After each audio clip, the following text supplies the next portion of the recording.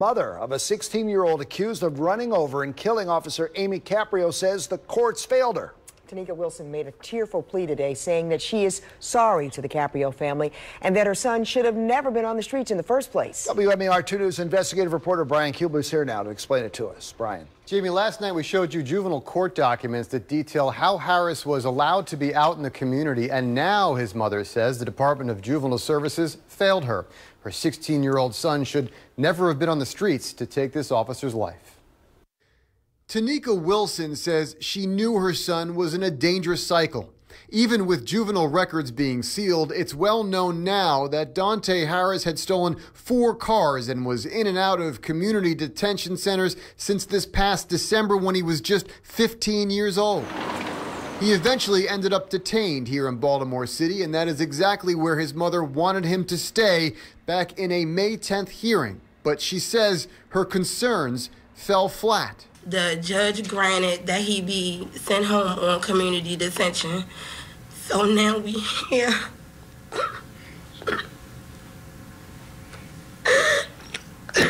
Like, this is my son.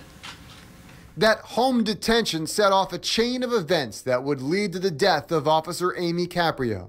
Harris was assigned a non-GPS-enabled ankle bracelet designed solely to see when or if he was at his mother's home in West Baltimore.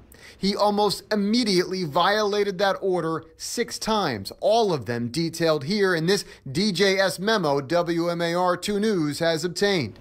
Harris was then declared AWOL. He was off the grid until Baltimore County Police say he shows up in Perry Hall in a stolen Jeep, and according to body-worn camera video, when confronted with Officer Amy Caprio, he runs her over, killing her. Harris's attorneys made it clear that they had not seen the video and pleaded with the Baltimore County State's Attorney to release it in order to diffuse tensions and further explain how this happened. We're asking the State's Attorney's Office to release it to the public, to the media, so that we can all see, because I think it will put a lot of misconceptions to rest. But Harris's mother insists it never would have happened if the courts had detained her boy like she asked. That last chance came Friday when, according to court records, a delinquency hearing in Judge Emanuel Brown's courtroom was tabled until this past Tuesday. The matter reset so the AWOL teen could be present.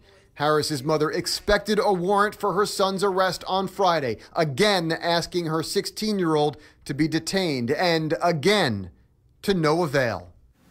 My condolences to the family of the officer. My condolences from the bottom of my heart. This is so wrong. If they would have kept him, we wouldn't be here. Again, according to court records obtained by 2 News, Ms. Wilson and a DJS representative tried furiously to find Harris throughout last week and even up to an hour before Officer Caprio was killed. Harris was arrested Monday afternoon, and police say he was still wearing that non-GPS-enabled ankle bracelet.